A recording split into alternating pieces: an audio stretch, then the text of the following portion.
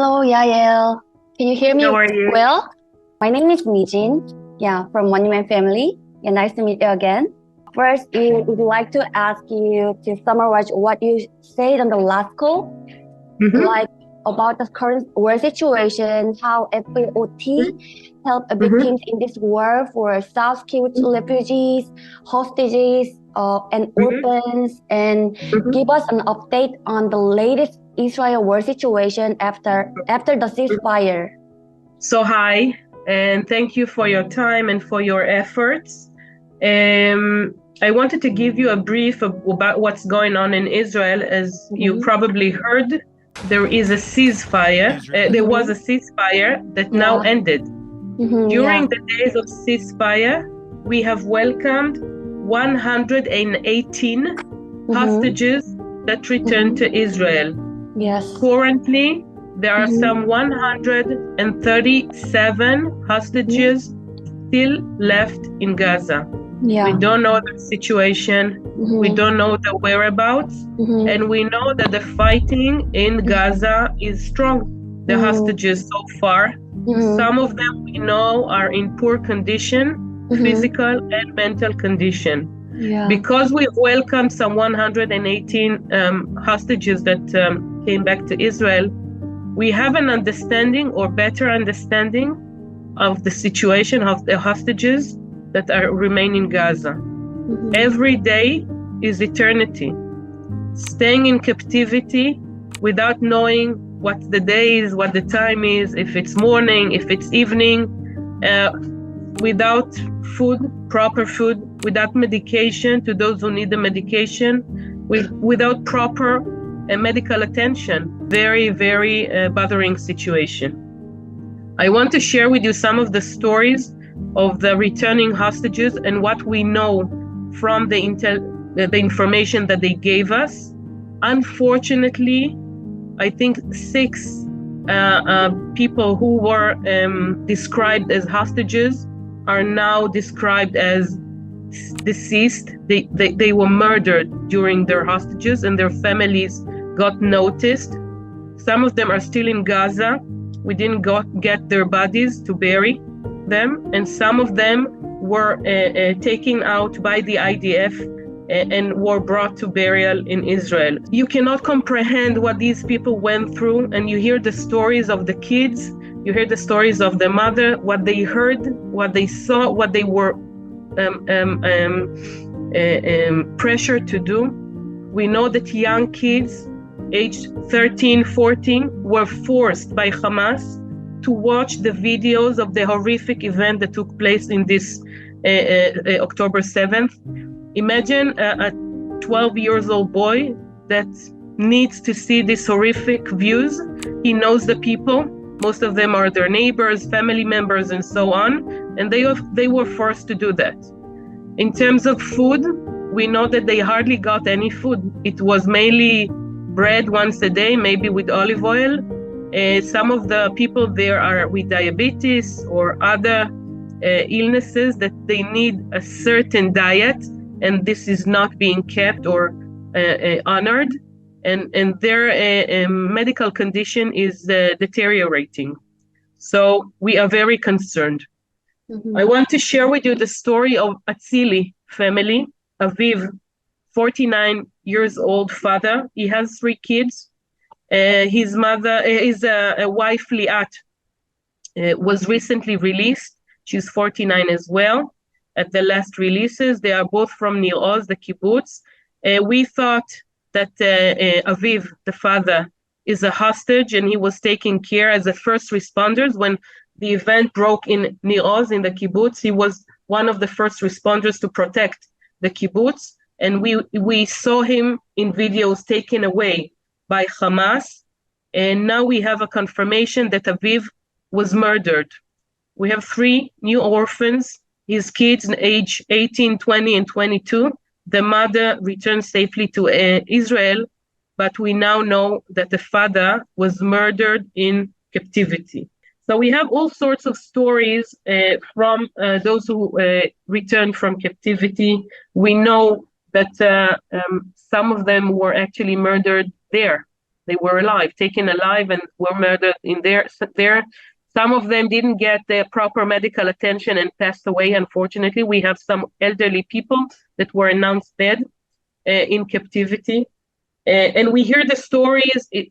Not everything is out, but we hear the stories of people on how they were treated, what they heard across from the wall, how poor are the conditions. And now that the ceasefire is over and we have over 130 people there still kept by Hamas in Gaza, we need to push and do whatever we can to bring them home now. We will be there with them, with the hostages, with the bereaved families, with the orphans for a long, long time. This is a journey that we took upon ourselves.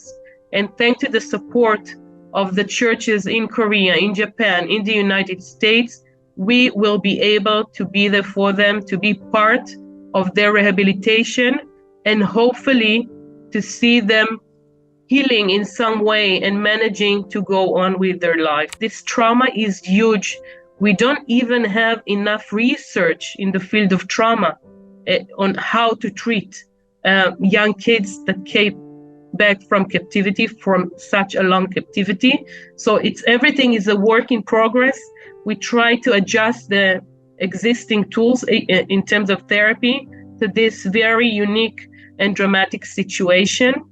And thanks to our partners around the world and professionals here in Israel, I hope that these families will see a better future. I've been doing this work for 13 years now. Mm-hmm. And, there were wars in Israel and escalation and all sorts of dramas here in the Jewish communities. And never have I thought, and I'm a professional, that we will deal with such stories. Mm-hmm. It's nothing like we have experienced. Mm-hmm. I think it's nothing like the world have experienced. And the stories keep on piling. When you hear the kids coming from captivity and they are very, very young, and they're whispering because their captors didn't let them talk. So they keep on whispering. Mm-hmm. And you now need to let them know that they can speak out loud. Mm-hmm. They are free. Mm-hmm. And, the transition from being captive in captivity to being free is something that you need to train your mind. They are still whispering long days after they arrived to Israel from captivity. In Israel, you and your organization, 쥬이시 Agency, how long the situation will be continued? It's a very good question. We've been experienced, I'm 46. I don't think there was a year in my life that everything was calm in Israel. Now we have a very dramatic events in the south, in Gaza. Even in the north, we need to remind ourselves that over 200,000 Israeli evacuated from their homes. They are not living in their homes now.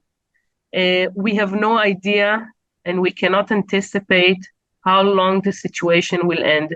I can tell you that some of the communities that were evacuated won't be able to go back to their homes 2 years from now. Some of them a year from now, some month from now, and some will go back knowing that missiles are still being launched towards them. Even this morning, they need some sort of continuity, uncertainty. So even if the situation in some way will have another ceasefire, we'll have, we will manage to defeat Hamas sooner than we expect, this community will not be able, some of them, to go back. And you have to understand that the impact that this event has on Israelis is not just in the south. I live near Netanya, which is a safe place relatively. And even in my community, people are very, very concerned. They lock the doors. They didn't do that before. They are very alert. The kids are very alert. Every now and then you have a siren going on. It's a very different way of life and we have no clarity and understanding how long it will go on.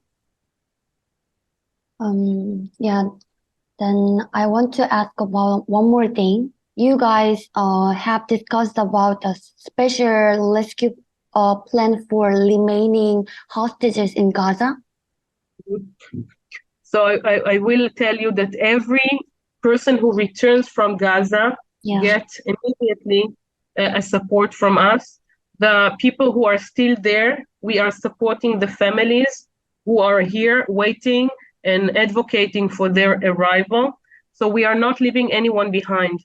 If they return to Israel, we are there for them, we'll hug them and we'll give them the support. If the family is, one of the family members is still there being kept hostage, we will support the remaining family here in Israel to make sure that they have everything they need in this crazy, crazy time. When any of the hostages, and hopefully God will answer our praise and they will come back, we will be there for them and we'll be there to support them, and for a long period of time. This is a marathon. We cannot expect people who just returned from Gaza after 2 months, just being okay again. It's a work that we need to do with them, to support them, to allow them. And you have to understand that most of the people who arrived back, they don't have homes to go back to. They cannot go back to their kibbutzim and moshavim. They're in hotels or,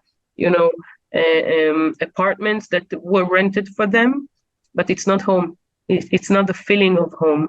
And this is something that makes it very, very hard for a person to stay resilient. Yeah, thank you. Yeah, thank you so much. Thank you so much for... Thank you. I want to say a huge thank you to our partners in the Christian churches in Korea, in Japan, in the United States.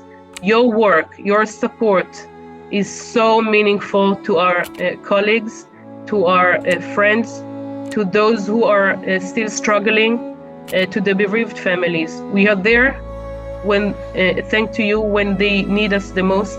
We weren't able to do what we do, and we have supported over 6,500 families until now without your support.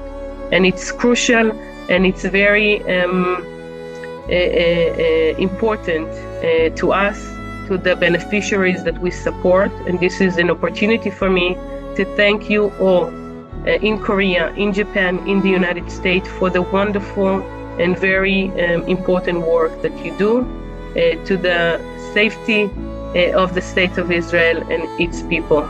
And when we see your eyes and your concern, it's very important to us to understand that we are not alone, that people around the world, in Japan, in Korea, in the United States, are thinking of us and making the effort to understand what's going on in Israel and to support victims of terror in Israel. So thank you so much. Yeah, just please remember these things. We are with Israel. We really love Israel. Yeah.